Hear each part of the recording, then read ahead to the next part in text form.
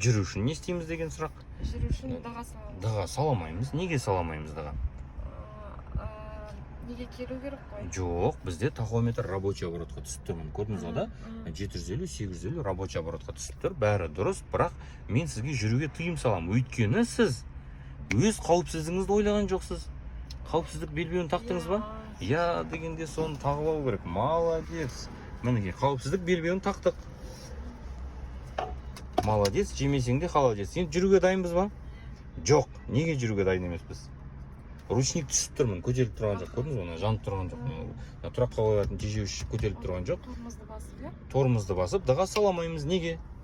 Өйткені сіз қауіпсіздік белбеуін тақтыңыз. Сіздің қасыңыздағы отқан жолаушы, яғни нұсқаушыңыз, мен қауіпсіздік белбеуін тақтым ба? Қарсаңызшы маған. Тақтым ба, мен тақпадым ба? Дым таққан жоқпын, мен тағылмаған. Айтасыз ба маған тақ деп? Айтсаңызшы.